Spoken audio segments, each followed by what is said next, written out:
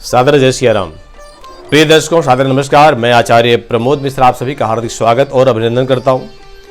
आज दर्शकों मैं बात करूंगा हस्तरेखा के बारे में। हस्तरेखा के इस विषय को मुझे लगता है कि जान करके आप बहुत प्रसन्न होंगे, बहुत खुश होंगे, क्योंकि ये एक अलग विषय है और अद्भुत विषय है। बहुत सारे मन में कल्पनाएं, संकल्प, विकल्प हमारे मन के अंदर चलते हैं कि आखिर ये प्रश्न मेरा, इसका निराकरण कैसे होगा, ये प्रश्न का उत्तर कहाँ मिलेगा। तो आज आपके इन प्रश्नों के माध्यम से कुछ उत्तर को ढूंढने का प्रयास किया मैंने।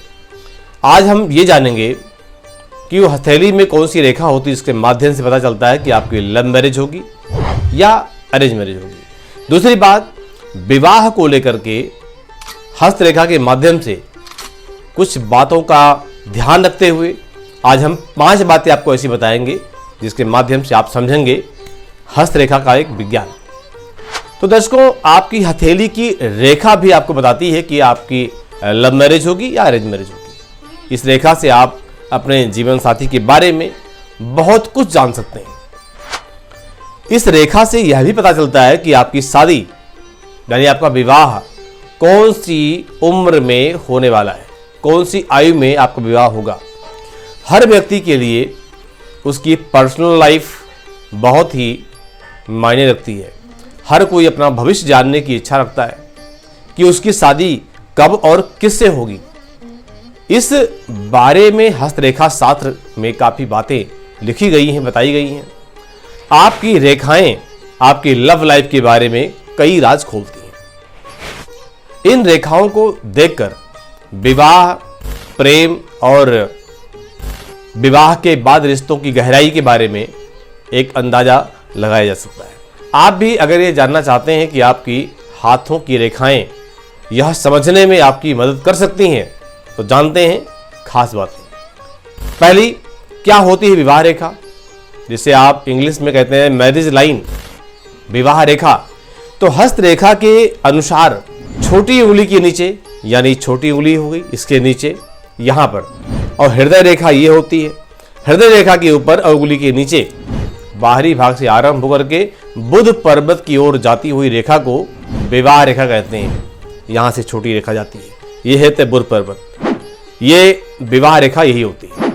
इस रेखा के आसपास ऐसी कई रेखाएं होती हैं जिनसे शादी के बाद आपका जीवन कैसा रहेगा यह भी पता चलता है। प्रिय दर्शकों, लव मैरिज या अरेंज मैरिज ये कैसे पता लगाएं हम? कैसे पता लगेगा कि आपकी लव मैरिज होगी या अरेंज मैरिज होगी? तो जानते हैं इस बारे में।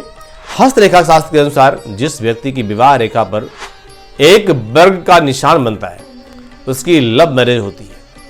इसके अलावा यह रेखा इस बात का भी संकेत देती है कि आपकी विवाह से पहले कितने संबंध हो सकते हैं। अगर यह रेखा स्पष्ट नहीं दिखती तो हो सकता है कि आपको जीवन में कई ब्रेकअप का सामना करना पड़े। इसके अलावा जब किसी व्यक्ति के हाथ पर शुक्र पर्वत पर उभरा हुआ स्पष्ट दिखाई देता है शुक्र पर्वत तो बड़े रूप में, तो यह लव मैरिज के योग भी बनते हैं। जानते हैं कैसी रेखा शुभ मानी जाती है, शुभता पर कैसे प्रदान करती है? तो जान लें दर्शकों, आपकी विवाह रेखा अगर गहरी, स्पष्ट और लंबी होती है तो ऐसी रेखा भाग्यशाली होने का संकेत देती है।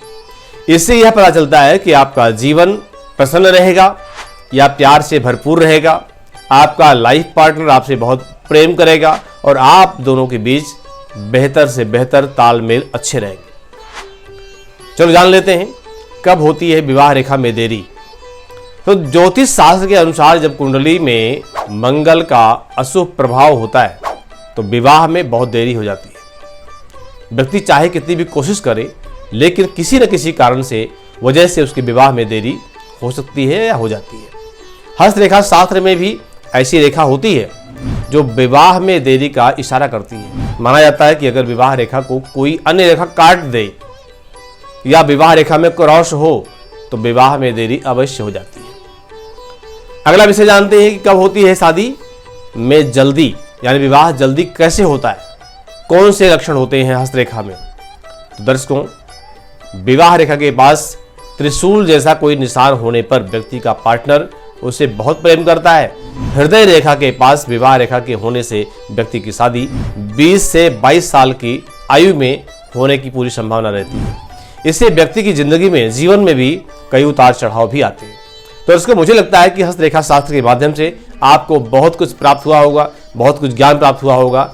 और आपके समझा कि विवाह रेखा ये होती हृदय रेखा से ऊपर और छोटी उंगली से नीचे बुध पर्वत के आसपास, ये होती विवाह रेखा। तो मुझे लगता है बहुत अच्छा ज्ञान प्राप्त हुआ होगा आपको। किसी विषय का आपको प्रश्न है, कोई प्रश्न आपको जानना है उत्तर, तो आप कमेंट बॉक्स में मुझे जरूर लिखें। बहुत बहुत धन्यवाद। सादर जय सिया राम।